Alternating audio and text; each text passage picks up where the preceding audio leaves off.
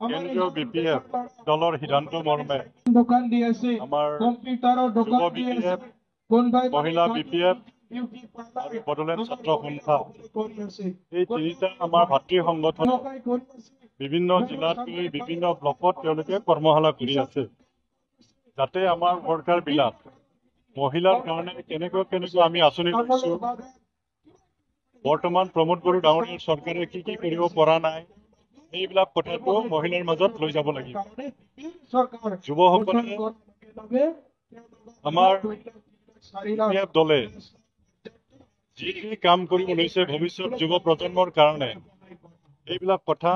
আমাৰ যুৱ প্ৰজন্মৰ মাজত লৈ যাবৰ কাৰণে এই কৰ্মশালাটো তেওঁলোকে কৰিছে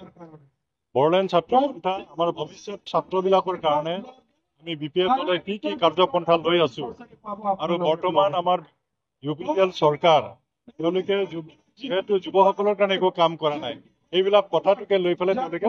ৰাইজৰ মাজত যাব লাগিব সেইকাৰণে আমাৰ প্ৰতিটো স্তৰৰ ৱৰ্কাৰবিলাকক কৰ্মীসকলক যাতে তেওঁলোকে ৰাইজৰ মাজত গৈ কথাটো ক'ব পাৰে তাৰ কাৰণে এই কৰ্মশালাটো কৰি আছে আৰু মই ভাবো এই কৰ্মশালা কৰাৰ যোগেদি আমাৰ দলৰ এটা জাগৰণটো আহিব প্ৰতিজন ব্যক্তিয়ে আমাৰ BPF দলে লোৱা লক্ষ্য আৰু উদ্দেশ্যটো ৰাইজৰ মাজত তেওঁলোকে লৈ যাব ইতিমধ্যে আমাৰ 4-4টা বছৰ পাৰ হৈ গ'ল প্ৰমোদ বড়ো ডাঙৰীয়া চৰকাৰ গঢ়াটো গতিকে 4-4টা বছৰত তেওঁ এজনে চাকৰি দিব নোৱাৰিলে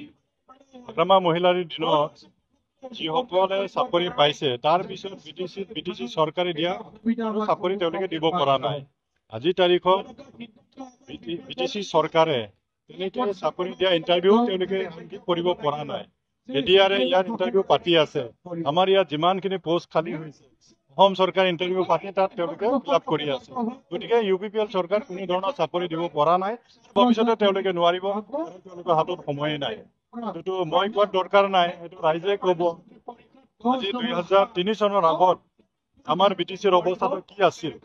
আমিতো শূন্যৰ পৰা আৰম্ভ কৰিছো একো নাছিল ইয়াত না ৰাস্তা আছিলে না দলং আছিলে একো নাছিলে কোনো আন্তঃগাঁথনি ইয়াত নাছিলে কিন্তু হাগ্ৰামা মহিলাৰ যেতিয়াৰ পৰা BTC চিফ হ'ল তেতিয়াৰ পৰা ইয়াৰ উন্নয়নমূলক কামটো হৈছে আজি ৰাস্তা হৈছে দলং হৈছে বিভিন্ন শিক্ষানুষ্ঠান ইয়াত আহিছে বিভিন্ন আন্তঃগাঁথনি আহিছে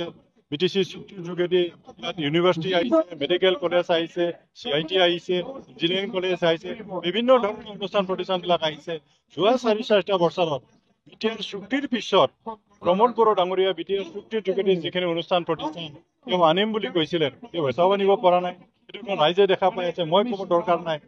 ৰাইজে ইয়াৰ বিচাৰটো কৰিব সকলোৰে অধিকাৰটো আছে ৰাজনৈতিক দল কৰাটো দল গঠন কৰাটো ডাঙৰ কথা নহয় কিন্তু ইয়াক চলাই লৈ যোৱাটো ডাঙৰ কথা ইয়াত ৰাইজে বিচাৰ কৰিব কোনে দল গঠন কৰি শাসন ব্যৱস্থাত আনিব পাৰিবতো ৰাইজে বিচাৰ কৰিব সকলোৰে অধিকাৰ আছে মই তাত ক'বলগীয়া একো নাই আজিলৈকে হয়তো আপোনালোকে সকলোৱে জানে BPF দলৰ কোনো নেতা কৰ্মী অন্য দলত যোৱা নাই বৰং BPF দলত সকলোৱে বিচাৰে যে হাগ্ৰামা মহিলাৰী আনবাৰ BTC চিফ হোৱাটো সেইকাৰণে অন্য দলৰ পৰা আজিৰ তাৰিখত মানে BPF দলত যোগদান কৰাটোৱে আমি দেখিছো